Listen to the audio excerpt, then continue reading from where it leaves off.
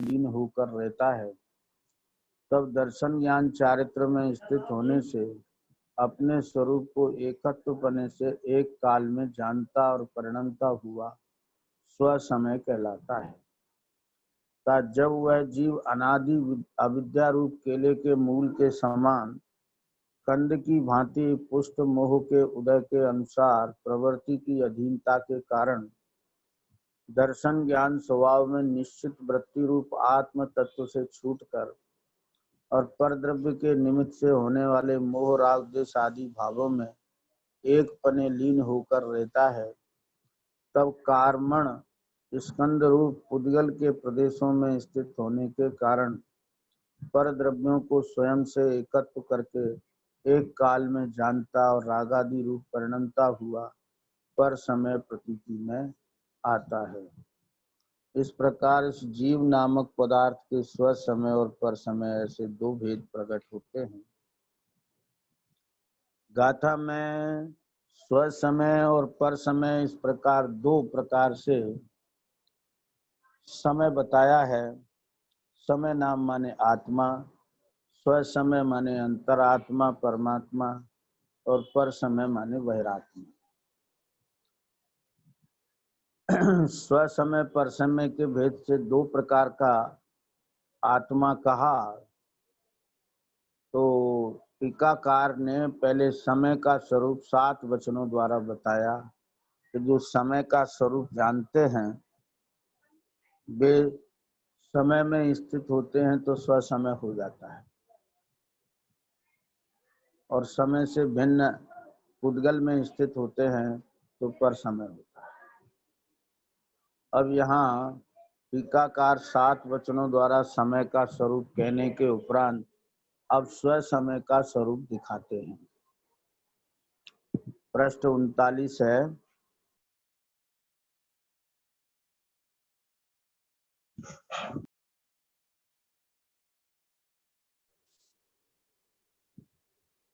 Hello hello, हाँ जी, आ रही है आवाज। स्व समय का स्वरूप कहते हैं जब ये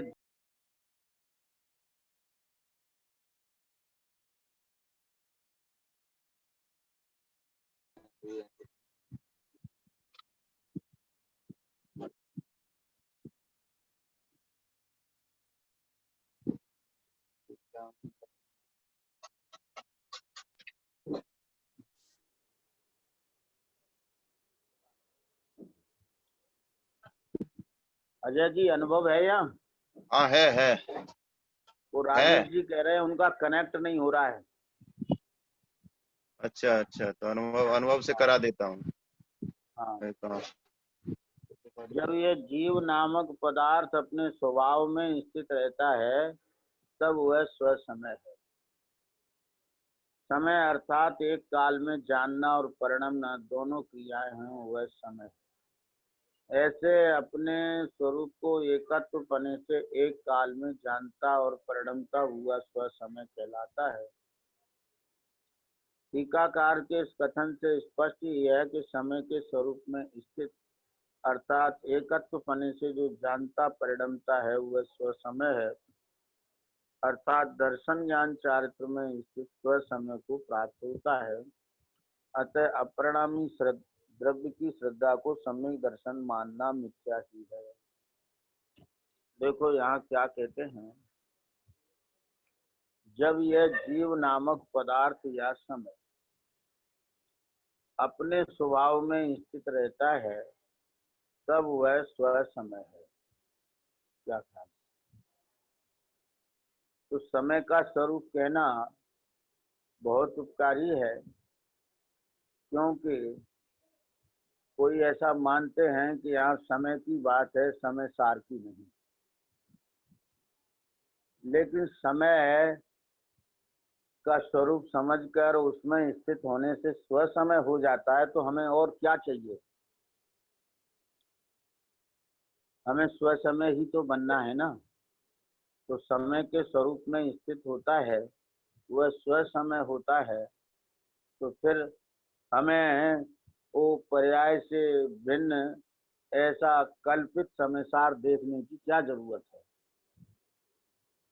आचार्य भगवंत यहाँ स्वसमय होने की विधि बताते हैं, उसके लिए समय का स्वरूप कहते हैं, और वह समय के स्वभाव में स्थित है, उसका नाम स्वसमय।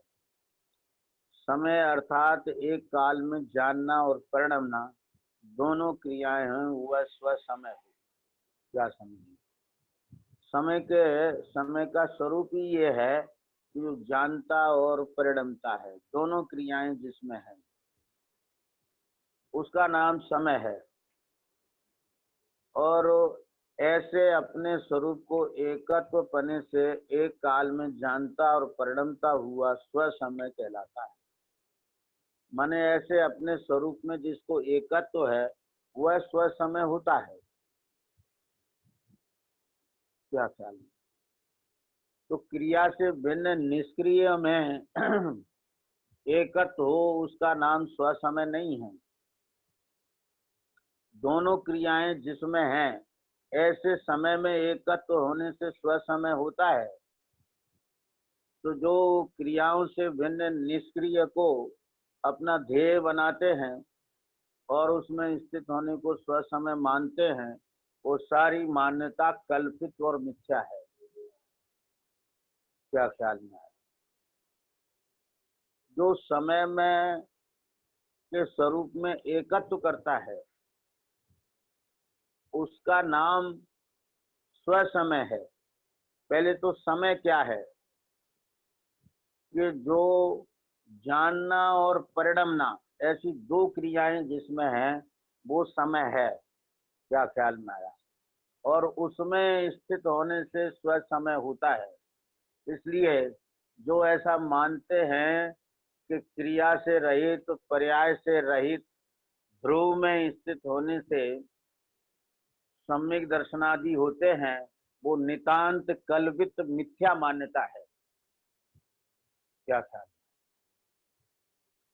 यहाँ स्पष्ट रूप से आचार्य अमृतचंद देव कहते हैं कि समय अर्थात एक काल में जानना और परिणमना दोनों क्रियाएं हैं, उसका नाम समय है।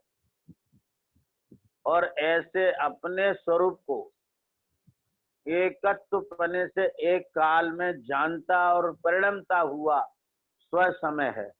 माने समय है जानने और परिणमने वाला, और वह समय मैं हूँ ऐसा जो जानता परिणमता है वह स्वसमय होता है। माने कितना कल्पित मिथ्या विपरीत प्रचार हो गया, समय सार का बड़ा खेद होता है। कहते हैं कि समय सार तो क्रिया और पर्यायों से पार जो ध्रुव है, और उसके श्रद्धान को सम्यक दर्शन कहते हैं, उसके ज्ञान को सम्यक ज्ञान कहते हैं, उसमें लीनता को सम्यक चारित्र कहते हैं। ये सब निराधार कल्पित मान्यता है। आचार्य अमृतचंद देव स्पष्ट रूप से कह रहे हैं कि आचार्य देव की बात सुनो मानो। क्या समझ में आए? एक कल्पित बातों में फंसने से बहुत ग्रहित मिथ्यात्व होगा। क्या ख्याल है? साफ कहते हैं टीकाकार इस कथन में स्पष्ट ही है कि समय के स्वरूप में स्थित अर्थात एकत्व पने से जो जानता परिणमता है वह स्वसमय है। पहले तो समय जानने और परिणमने वाला है, और उस समय में एकत्व वह मैं हूँ ऐसा जानना और परिणमना, उसका नाम स्वसमय है। अर्थात दर्शन ज्ञान चारित्र में स्थित स्वसमय को प्राप्त होता है। जो समय का अर्थ है जानना और परिणमना, ऐसे समय का श्रद्धान, ज्ञान और आचरण, उसका नाम स्वसमय है, उसका नाम रत्नत्रय है। अतः अपरिणामी द्रव्य की श्रद्धा को सम्यक दर्शन मानना मिथ्या ही है। क्या, जबकि आज अध्यात्म क्षेत्र में ऐसा ही प्रचार हो रहा है। क्या अपरिणामी ध्रुव की श्रद्धा सम्यक दर्शन है? अपरिणामी तो कोई होता ही नहीं है,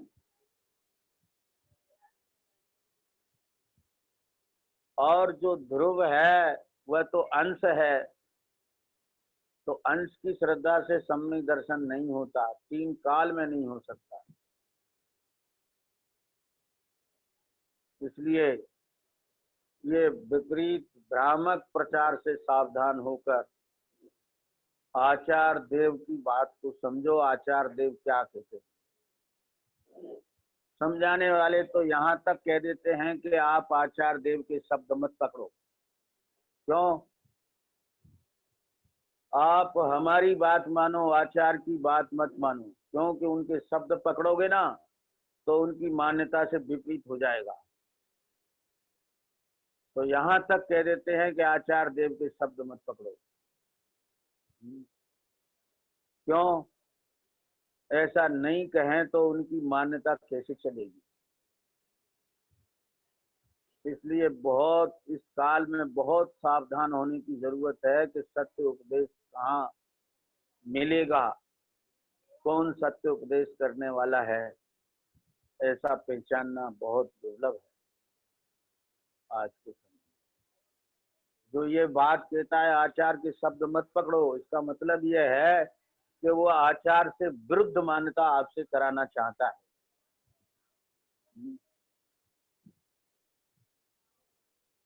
क्या ख्याल में? क्यों कि अपरिणामी ध्रुव के अहम को सम्यक दर्शन कहता है आज नया अध्यात्म, लेकिन पूरा समय सार इस बात को नहीं कहता है। इसका निषेध करता है, कहता है ये सांख्य मत है। लेकिन हम विश्वास कर बैठे हैं उन वक्ताओं पर कि जो ऐसी बात कहते हैं जो बिल्कुल निराधार है, जिसका समय सार में कोई आधार नहीं है, अन्य ग्रंथों में भी नहीं है। द्रव्य दृष्टि कलश नंबर 51 में लिखा है कि द्रव्य दृष्टि से परिणाम और परिणामी का अभेद देखना, इसका नाम द्रव्य दृष्टि है। अपरिणामी देखना, इसका नाम द्रव्य दृष्टि नहीं, गृहीत मिथ्यात है। क्या इतनी स्पष्ट कठोर बात आपसे शायद ही कोई कहेगा। क्या, लेकिन हमें ये बात दिखाकर इसलिए कहनी पड़ रही है कि समय सार में आचार्यों के कथन को किस तरह से जो है मोड़ा जा रहा है और उसका विपरीत अर्थ करके विपरीत प्रचार किया जा रहा है। द्रव्य दृष्टि से परिणाम और परिणामी का अभेद, ऐसा समय सार कलश 51 में भावार्थ में लिखा है। 6वें कलश में लिखा है परद्रव्य से भिन्न अपने गुण पर्यायों में व्याप्त आत्मा का श्रद्धांत सम्यक दर्शन। परंतु आज का अध्यात्म के नाम से उपदेशक प्रचार करने वाले कहते हैं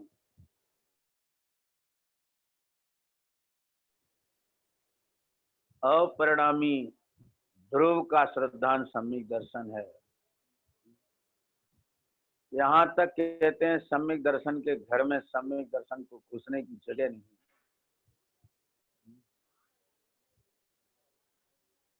और भ्रमित होकर जीव श्रद्धा से ऐसा मान लेता है।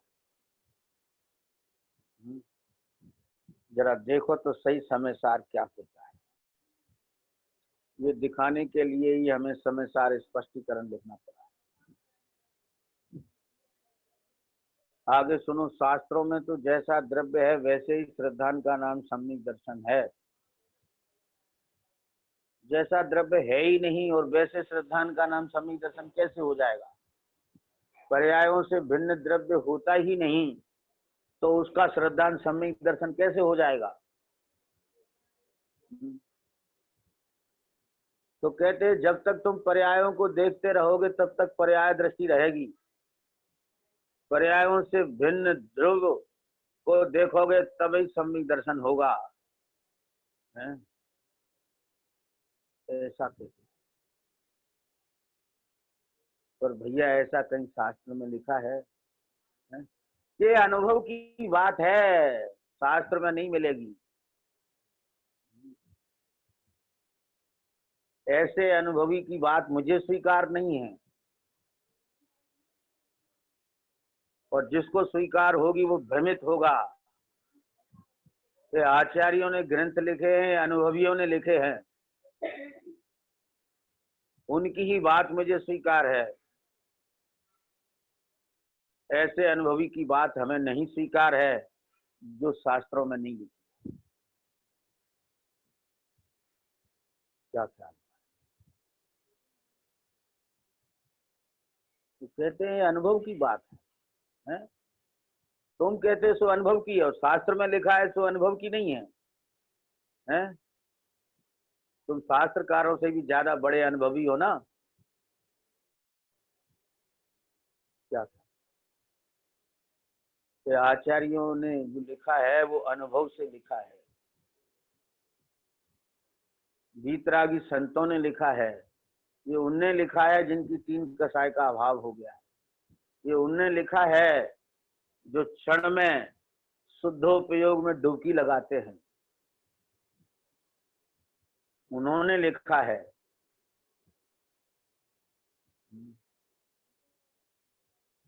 तुम हमें अपने अनुभव की दुहाई देते हो।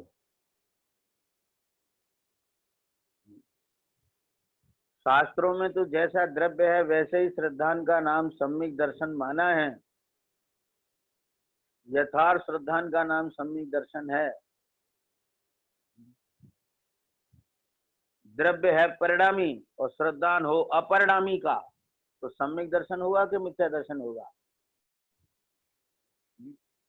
द्रव्य है परिणामी और श्रद्धान है अपरिणामी का, और कल्पना करता है कि सम्यक दर्शन है। गारंटी से नहीं है, अग्रहित मिथ्या दर्शन है। जो अपरिणामी की श्रद्धा को सम्यक दर्शन मानता है वो ग्रहित मिथ्या दर्शन है, क्योंकि अपरिणामी द्रव्य होता ही नहीं। आप स्वयं विचार करो, हमने तो समझा है कि द्रव्य जैसा है वैसा ही श्रद्धांत सम्यक दर्शन है। कहते हैं कि द्रव्य पर्याय में आएगा तो पर्याय का नाश होता है, द्रव्य का भी नाश हो जाएगा। द्रव्य पर्याय में आता है कि द्रव्य में पर्याय होती है कि नहीं? द्रव्य पर्याय में नहीं आता, नहीं आता माने पर्याय कहीं अलग अद्धर में होती है और द्रव्य कहीं अलग होता है, इसलिए वो द्रव्य पर्याय में नहीं आता और पर्याय द्रव्य में नहीं जाती। ऐसी काल्पनिक बातों से सावधान हो जाओ समय सार पढ़ने वाले। क्या ख्याल? यहाँ कोई व्याख्याकार कहते हैं कि सम्यक दर्शन का विषय जो द्रव्य उसकी बात यहाँ नहीं है। कमाल है। इस गाथा पर लिखने और बोलने वाले कहते हैं कि सम्यक दर्शन का विषय जो द्रव्य है उसकी बात यहाँ नहीं है। क्यों? कि उन्हें अपरिणामी द्रव्य का श्रद्धान कराना है, और यहाँ अपरिणामी द्रव्य लिखा ही नहीं है। इस दूसरी गाथा में अपरिणामी द्रव्य तो सांख्य मत की मान्यता लिखी है, तो वो अपनी मान्यता की पुष्टि के लिए लिख देते हैं क्या कि सम्यक दर्शन अपरिणामी द्रव्य की श्रद्धा रूप सम्यक दर्शन की बात यहाँ नहीं है।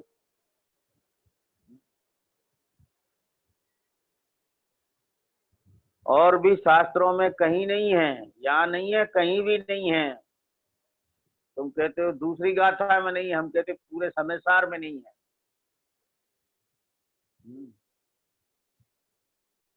बताओ कहाँ लिखा है कि अपरिणामी द्रव्य का पर्यायों से भिन्न अपरिणामी द्रव्य का श्रद्धांत सम्यक दर्शन है। पूरे समयसार में बता दो कहाँ लिखा है, जिसको तुम समयसार के नाम पर जिसकी श्रद्धा करा रहे हो, वो कहीं है समयसार में? समयसार में तो नहीं, अन्य शास्त्रों में भी नहीं है, कहीं भी नहीं है। अज्ञानियों की कल्पना है। इसीलिए वे कहते हैं सम्यक दर्शन की बात नहीं है। अरे जब स्व समय की बात है तुम कहते हो सम्यक दर्शन की बात नहीं है। स्व समय तो रत्नत्रय को कहते हैं, परंतु यह टीकाकार स्वयं स्व समय रत्नत्रय की बात करते हैं। फिर नया अध्यात्म कहता है यह सम्यक दर्शन की बात नहीं है इस गाथा। क्यों? इस गाथा में अपरिणामी का निषेध है, इसलिए वे कहते हैं सम्यक दर्शन की बात नहीं है। बस पढ़ लो और जान लो, मानना नहीं। क्यों नहीं मानना? कि यहाँ तो परिणाम स्वभाव की बात है ना। अगर तुमने आचार्य देव की ये बात मान ली तो सम्यक दर्शन नहीं होगा, है? क्या ख्याल में? इसलिए यहाँ सम्यक दर्शन की बात नहीं है। कैसी काल्पनिक बात है, रत्नत्रय की बात है, सम्यक दर्शन की बात नहीं है।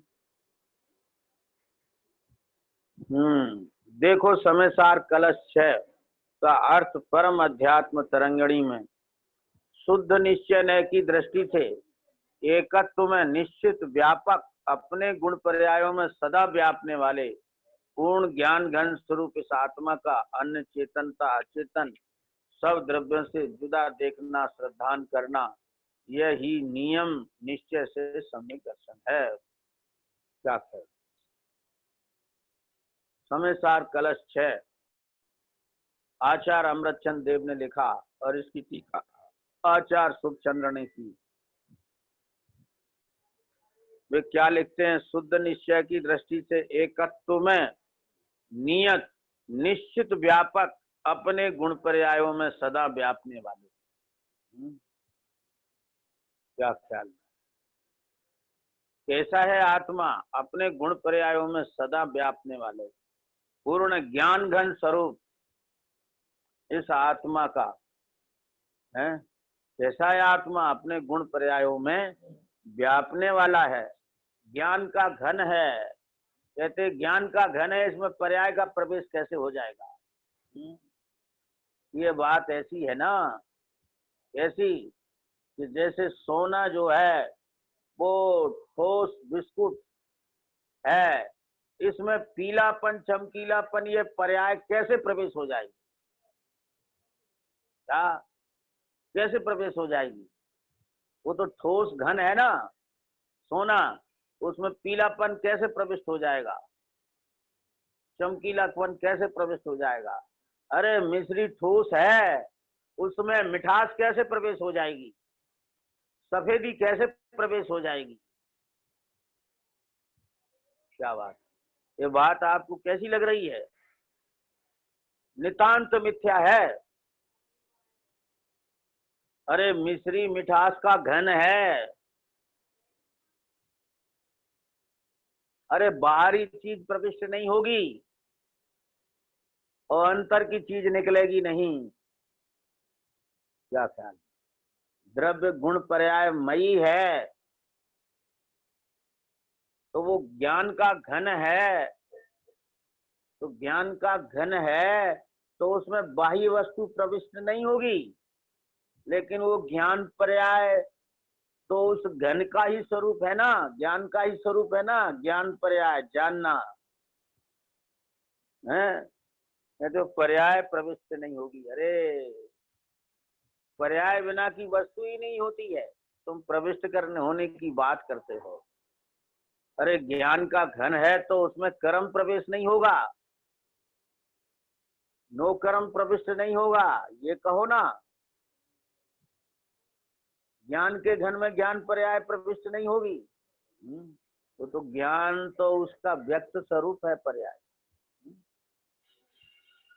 ज्ञान घन, ऐसा ज्ञान घन स्वरूप आत्मा, उसमें क्या प्रविष्ट नहीं होगा? अन्य चेतन अचेतन सभी द्रव्यों से जुदा।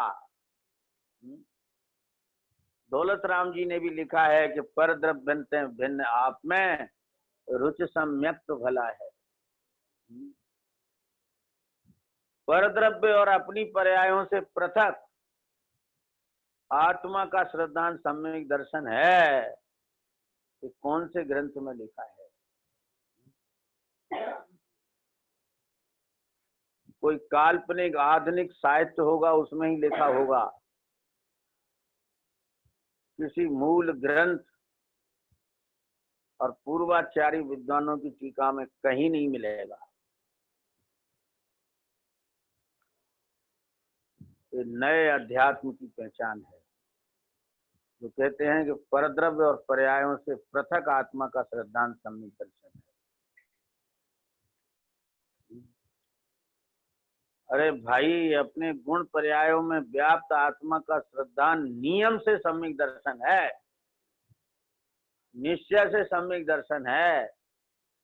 जो अपने गुण पर्यायों में व्याप्त आत्मा का श्रद्धांत करता है, उसको नियम से सम्यक दर्शन होता है।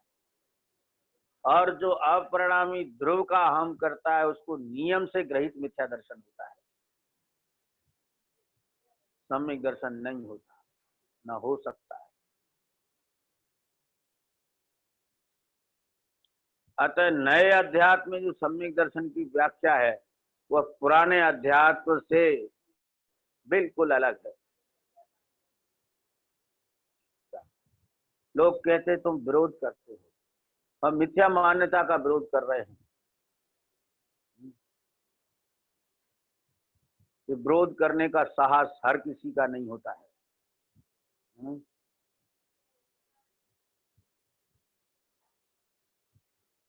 मिथ्या मान्यता का विरोध करना हर किसी के बस का काम नहीं।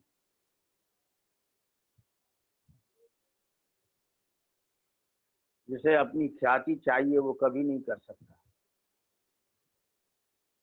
क्यों? वो बड़े समुदाय से अलग हो जाएगा। हमारे साथ कोई भी न हो, हम अकेले ही बहुत हैं अपने लिए। पर हमें असत्य का समर्थन अंश मात्र भी नहीं करना, बल्कि हमें उसका निषेध करना है, विरोध करना है। क्यों? कि आज स्वाध्याय करने वाले भ्रमित हो रहे हैं। उन्हें ये बताया जा रहा है कि पर्यायों से पृथक अपरिणामी ध्रुव का श्रद्धांत सम्यक दर्शन है।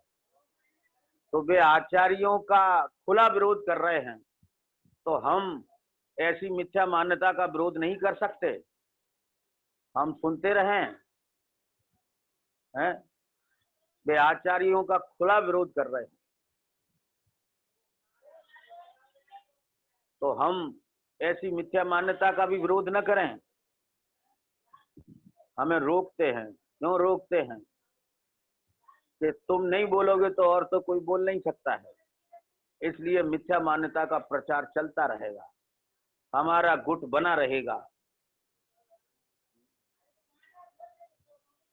क्या ख्याल? इसलिए समझ लो, हमें मिथ्या मान्यता का किंचित भी समर्थन नहीं करना।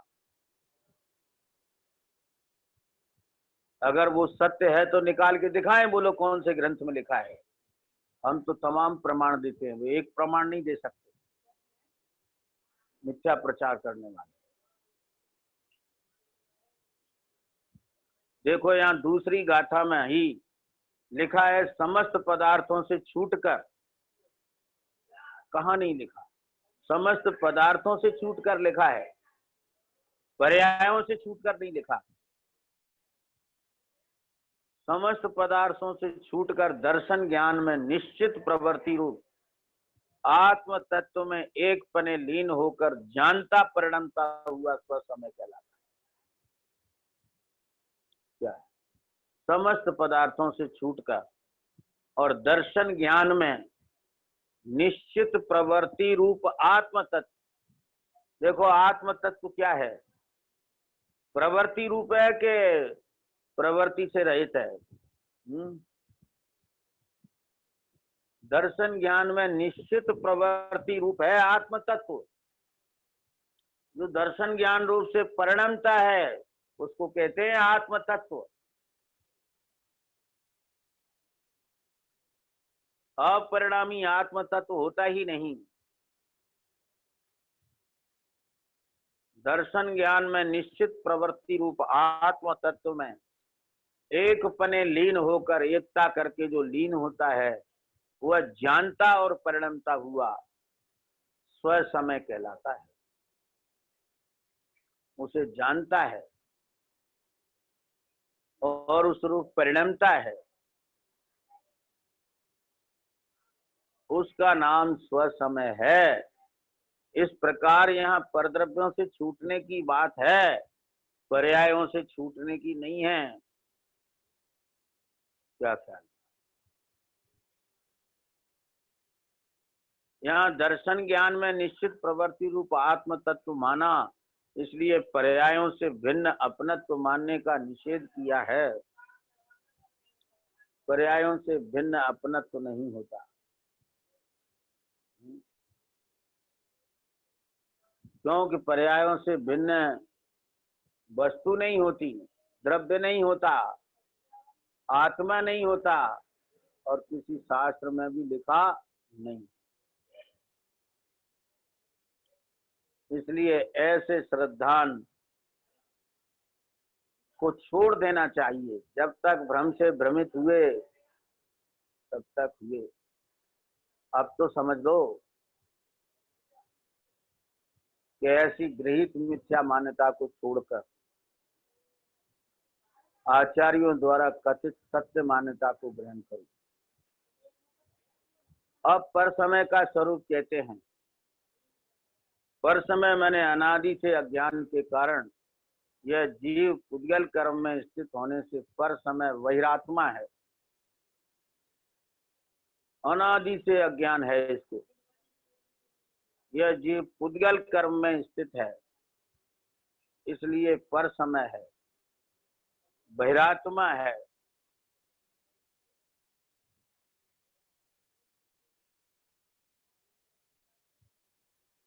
भावार्थ जैसे सोना खान से ही कालमा युक्त है, वैसे ही अनाद से ही यह जीव अज्ञानी अर्थात आत्म तत्व को न जानता हुआ पुद्गल कर्म में स्थित है।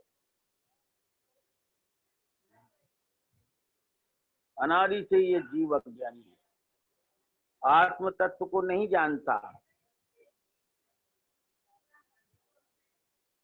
और पुद्गल कर्म में स्थित है, अर्थात पुद्गल कर्म में इसको एकत्व है,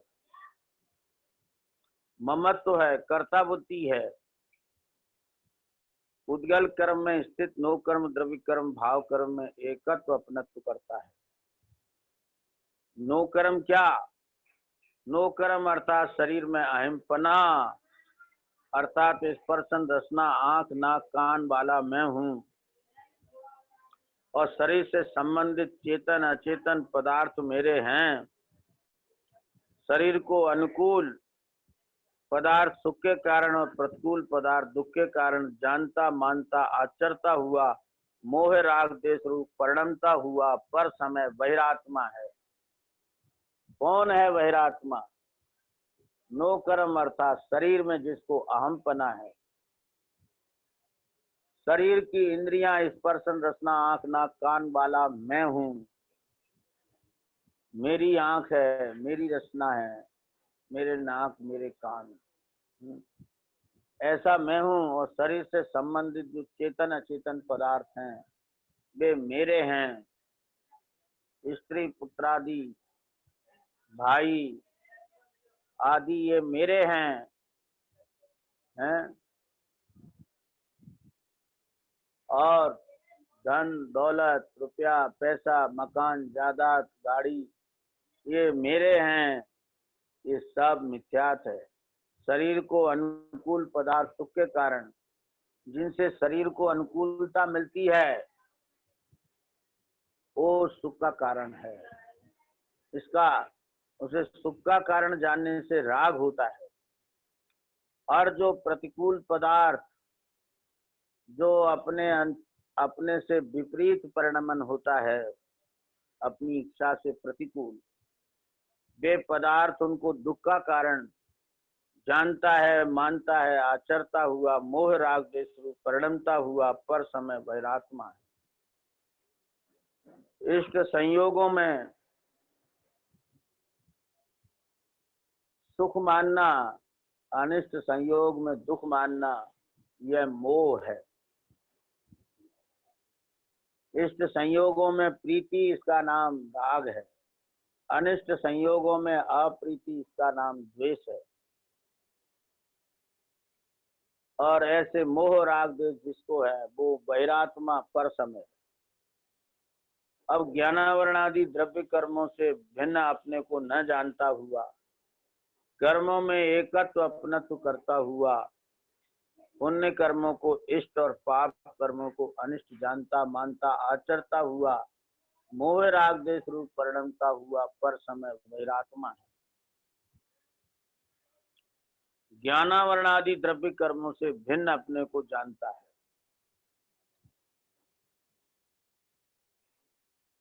जानता है वो ज्ञानी है, जो नहीं जानता है वो अज्ञानी है। कर्मों में एकत्व अपनत्व करता हुआ, पुण्य कर्मों को इष्ट और पाप कर्मों को अनिष्ट जानता है, उसका नाम मिथ्या ज्ञान। इष्ट अनिष्ट मानता है बाह्य पदार्थ को, उसका नाम मिथ्या दर्शन। और इष्ट मानकर उनमें प्रीति करता है, उसका नाम राग। और अनिष्ट मानकर अप्रीति करता है, उसका नाम द्वेष है। इस प्रकार मोह राग देश रूप परिणमता हुआ पर समय वैरात्मा है। मोह कर्म का विपाक अर्थात उदय जिसमें निमित्त है, ऐसे मोह राग देश रूप परिणामों को स्वभाव से भिन्न नहीं मानता। मोह कर्म का विपाक अर्थात उदय जिसमें निमित्त है, ऐसे मोह राग देश रूप परिणामों को स्वभाव से भिन्न नहीं मानता। ये स्वभाव से भिन्न है। मोह राग देश को हे आत्मघातक न मानता हुआ, राग देश को भला जानता, मानता, आचरता है, मोह राग देश रूप परिणमता हुआ वह पर समय वैरात्मा है। जो राग देश को भला जानता है, मानता है, आचरण करता है, वह पर समय वैरात्मा। इस प्रकार इस गाथा में समय को स्व समय पर समय के भेद से दो प्रकार कहा है।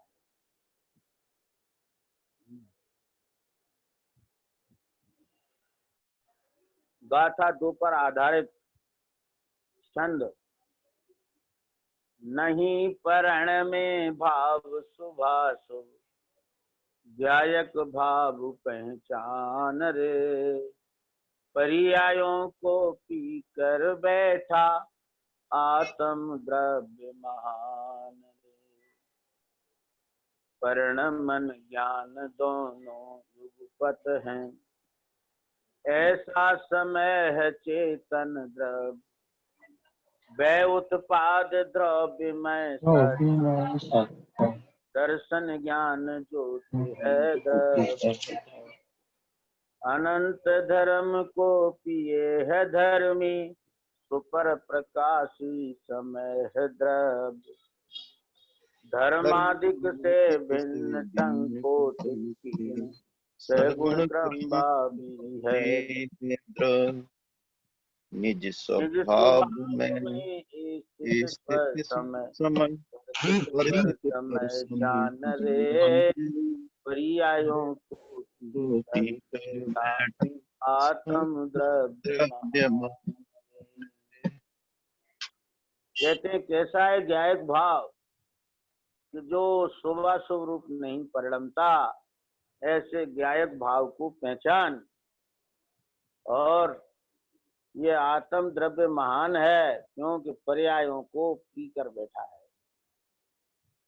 समस्त पर्यायों को पीकर बैठा है, इसलिए आत्म द्रव्य महान है।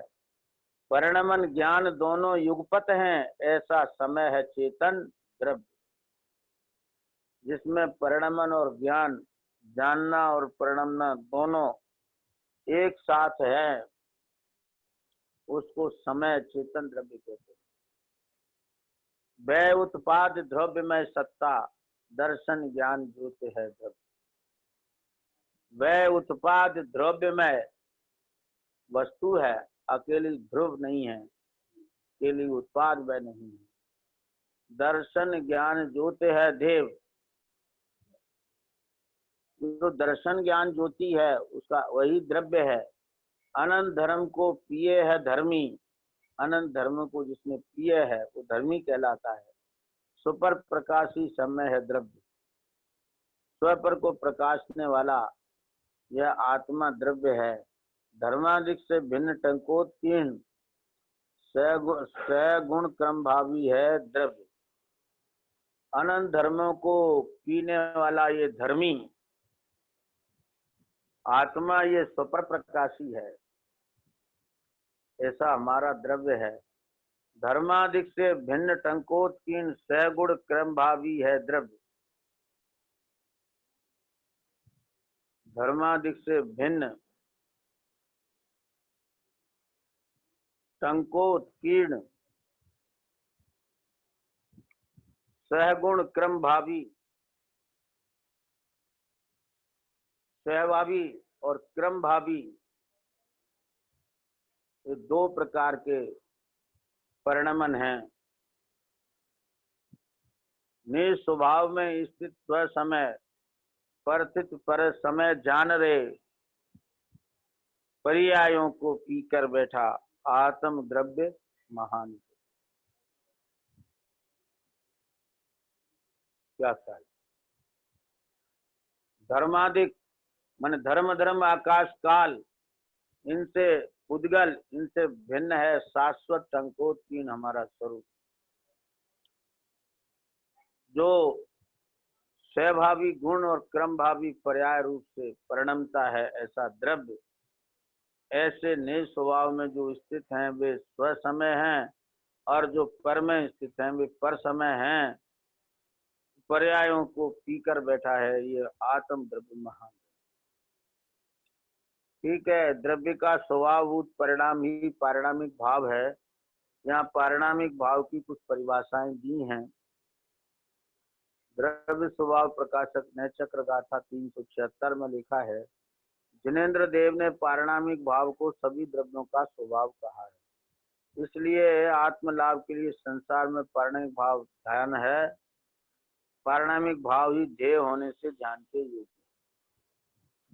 तत्वार्थ राजवार्तिक में कहा है, द्रव्य के निस्वरूप मात्र से ही परिणाम, इसलिए उन्हें पारिणामिक कहते हैं। धवल पुस्तक 1 पृष्ठ 162 में लिखा है, जीव के स्वभाव मात्र से उत्पन्न होता हुआ परिणाम, इसलिए उसे पारिणामिक भाव कहते हैं।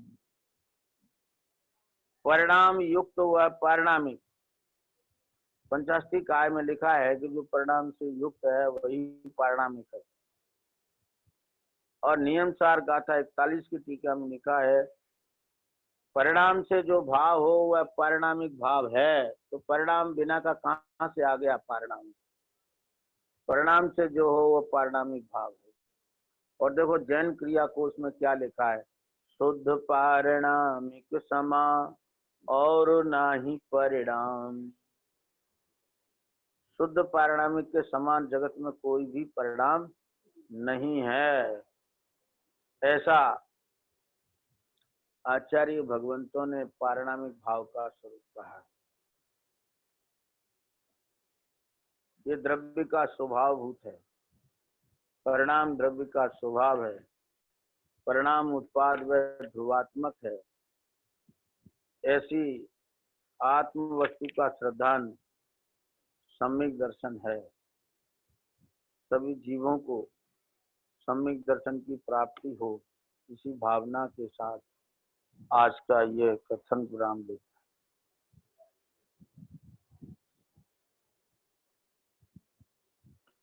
हाँ जी, स्तुति बोलो।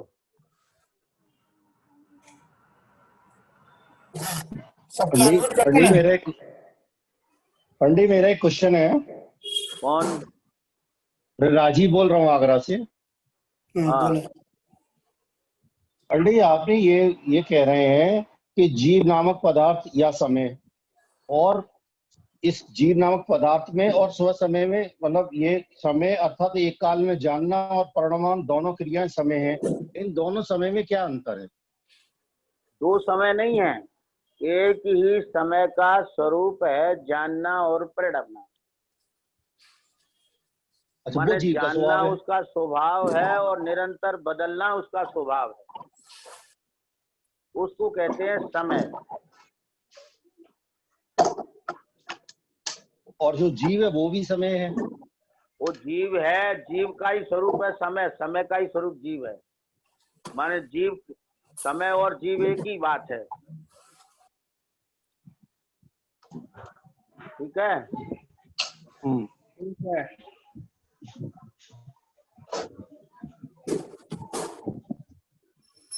ठीक है। और कोई? हाँ पंडित जी, हाँ जी। ये जो बोलते हैं अपरिणामी ध्रुव, हाँ, तो ये अपरिणामी ध्रुव किस अपेक्षा से बोलते हैं, कैसे आया यहाँ जिनवाणी में? जिनवाणी में तो है ही नहीं। जिनवाणी में नहीं है। ये जो आज के नए आध्यात्म वाले बोलते हैं अपरिणामी ध्रुव, क्या परिणाम से बिना ध्रुव भी नहीं होता है, ऐसा है? ऐसा है ना कि उत्पाद वह ध्रुवात्मक वस्तु है। ठीक है ना? अब वो उत्पाद वह को गौड़ करके ध्रुव जो है वो द्रव्यार्थिक नय का विषय है, तो वे ध्रुव अंश को मानते हैं द्रव्यार्थिक नय का विषय। ठीक है? और उत्पाद वह को मानते हैं परिणाम। तो कहते हैं कि ध्रुव में परिणाम नहीं है, इसलिए वो अपरिणामी है। तो वो अपरिणामी की दृष्टि द्रव्य दृष्टि है। इस तरह से वो विभाजन कर लेते हैं वस्तु में। अच्छा, वो वस्तु में तो न तो ध्रुव अलग हो, न पर्याय, न उत्पाद भी अलग हो, ये सब एक समय में ही होता है। वे कहते वस्तु में हैं कि दृष्टि में अलग करना वस्तु में अलग नहीं होता है। दृष्टि में अलग करके जो देखता है उसको सम्यक दर्शन होता है। जब वस्तु में नहीं है तो दृष्टि में अलग हो ही नहीं सकता है, कैसे होगा? वो तो दृष्टि नहीं में सकता है, लेकिन हाँ। वो कहते हैं कि वस्तु की श्रद्धा से सम्यक दर्शन नहीं होगा। सम्यक दर्शन के लिए वो दृष्टि में ध्रुव की दृष्टि करनी पड़ेगी, क्योंकि उत्पाद वह को गौड़ करके ध्रुव को द्रव्यार्थिक नय का विषय कहा है ना, तो वे गौड़ नहीं उसको भिन्न करते हैं, और ध्रुव अंश की श्रद्धा को सम्यक दर्शन मानते हैं, और वो उत्पाद वह को परिणाम मानते हैं, इसलिए कहते ध्रुव अपरिणामी है। उल्टा हो गया। लेकिन पहले वे भिन्न नहीं होते हैं। सबसे बड़ी गड़बड़ यह है कि भिन्न मानते हैं। और उत्पाद वह का नाम ही परिणाम नहीं है, परिणाम उत्पाद वह ध्रुवात्मक है। हाँ, ध्रुवात्मक है। वस्तु की सत्ता ही उत्पाद व ध्रुव्यात्मक है। हाँ। पंडित जी, जब उत्पाद में होता है तो द्रव्य तो निश्चित मतलब रहता है ना। परिणाम मतलब उत्पाद में हो रहा है, लेकिन द्रव्य तो निश्चित रहता है ना। देखो ऐसा है कि यही तो भूल हो रही है। द्रव्य अलग रहता है, निश्चित अलग नहीं है। परिणमन नहीं होता है, और उत्पाद वह में परिणमन होता है, यही तो भूल है। क्या ख्याल? क्या है कि वह प्रति समय जो उत्पाद वह होता है उसका नाम है बदलना, और ध्रुव का अर्थ है नहीं बदलना। तो नहीं बदलने ठीक का है। अर्थ ये नहीं है कि कोई अंश वस्तु में ऐसा है जो नहीं बदलता, ऐसा अर्थ नहीं है। उसका अर्थ ये है कि जीव जीव रहता है, वो अजीब नहीं होता। अच्छा, ठीक है। तो नहीं मतलब बदलने का मतलब ये है कि जीव जीव ही रहता है, वो अजीब नहीं होता। अच्छा, और उसके बदलने परिणाम का अर्थ बदलते यह है कि हैं। पूरी ही वस्तु बदलती है। नहीं, जैसे परिणामी उत्पाद में होता है तो उसके परिणाम से होता है, तो उसके परिणाम बदलते हैं तो जीव का स्वभाव बदलता है, ऐसा? है ही ऐसा जीव, सो नेचर है उसका, ऐसा स्वभाव तो ऐसा ही। परिणाम उत्पाद वह ध्रुवात्मक है। पहली बात, ये अकेला उत्पाद वह नहीं है। उत्पाद वह होता है और उत्पाद वह का एक प्रवाह है। उस प्रवाह का नाम द्रव्य है।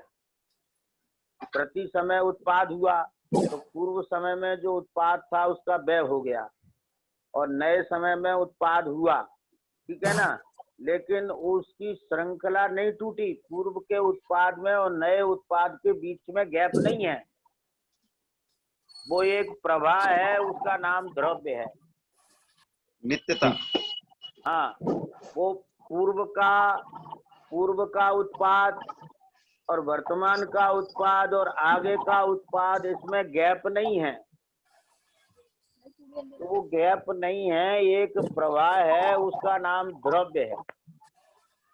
तो पंडित हमको ये मानना चाहिए कि उत्पाद व्यय हो देखो, रहा है। एक दृष्टांत और देते हैं कि जैसे मनुष्य है और उसकी बाल्य अवस्था है, युवावस्था है, वृद्धावस्था है, ठीक है ना। तो अब वो बाल्य अवस्था से युवा हुआ तो वो उसमें मनुष्यत्व जो रहा, मनुष्य तो वो पहले मनुष्य बाल था तब भी मनुष्य है और युवा है तब भी मनुष्य है। तो मनुष्यत्व पने की अपेक्षा तो वो बदला नहीं, ठीक है ना, मनुष्य ही रहा। और बाल्य अवस्था मिट के युवा अवस्था हो गई, तो इस अपेक्षा बदला हुआ। अब ये बताओ कि वो बाल से युवा हुआ तो वो पूरा बदलता रहा कि उसमें कोई एक अंश ऐसा रहा जो नहीं बदला? पूरा बदला। कोई ऐसा अंश रहा? पूरा ही तो बदला वो है? हाँ, बराबर पूरा पूरा। शरीर बदला, और नित्य क्या भी रहा। ख्याल में आया? तो पूरा शरीर बदला, उसका एक भी रोम या एक भी अंश ऐसा नहीं है जो नहीं बदला हो, ठीक है ना। तो फिर वह वही है। इस बात की सिद्धि कैसे हुई?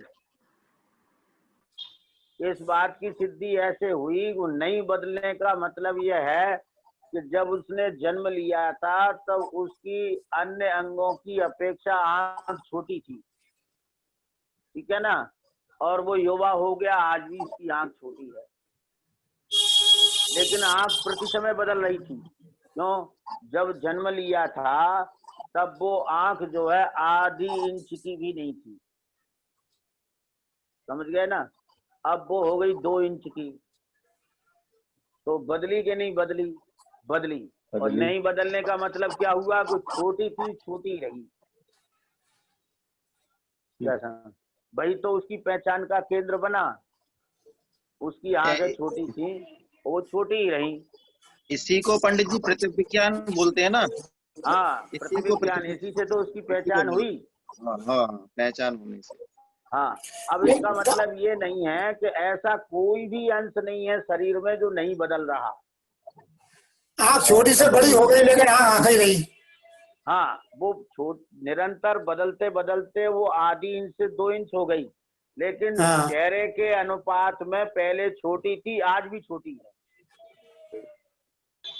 क्या समझ में? तो यही तो उसका प्रतिविज्ञान है। इससे ही तो उसकी पहचान हुई। छोटी आंख वाला बड़ी आंख वाला नहीं होता है, और बड़ी आंख वाला छोटी आंख वाला नहीं होता है।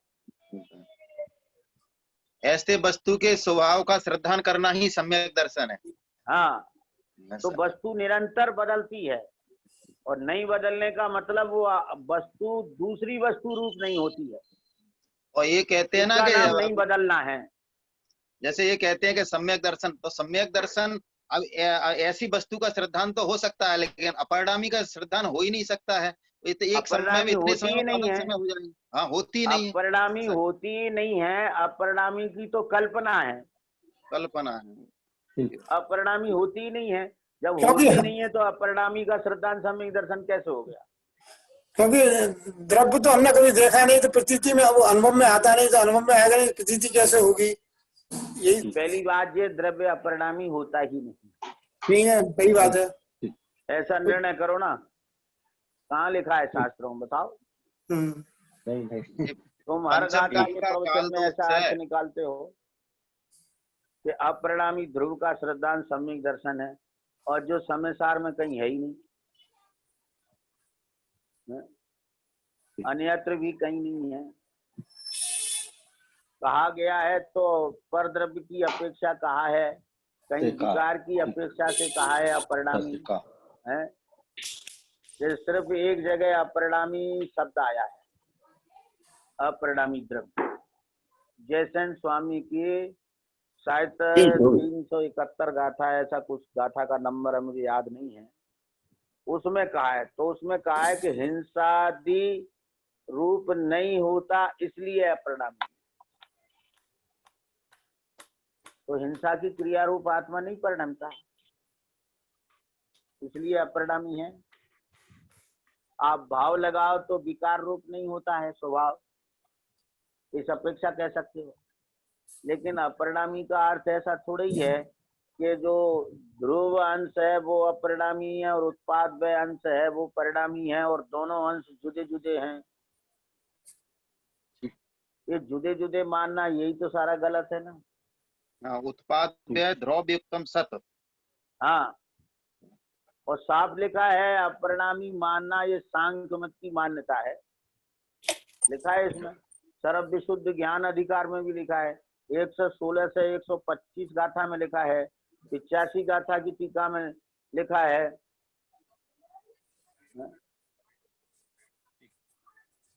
और सब एक ही बात बोलते हैं, हम ही अलग बोलते हैं। आप अपनी अलग चल रहे तो अलग अलग अलग चलेंगे, हमें क्या बात है, जिनको समझना होगा वो समझेंगे। बस अपना शास्त्र सम्मत है ना, अपना शास्त्र सम्मत है, उनका अपना कल्पना में तो बना शास्त्र हुआ का है। आधार है। बात ये नहीं है, बात ये कि शास्त्र कि के आधार से, तो अपना प्रमाण दो शास्त्र में से। नहीं, बात ये नहीं है, बात ये है कि जो हमारे अंदर मान्यता बैठी है, कम से कम उसे निकालेंगे तो कहीं ना कहीं तो थोड़ा सा आता ही है। निकालोगे तो बताएंगे, तभी तो निकालोगे तुम। हाँ, वही तो समझना है ना अपने जो को। लोगों में वही समझना अन्यथा है। भ्रांति हो गई है, वो अगर बताएंगे नहीं तो कैसे निकलेगी। हाँ, वो इसलिए मैंने क्वेश्चन किया है। चलो साहब, स्तुति करो। तीर्थंकर की धुन गणधर ने मुन अंगरज ज्ञानमय जिनवर वाणी शिव सुखदानी प्रभुवन मानी पूज्य भाई।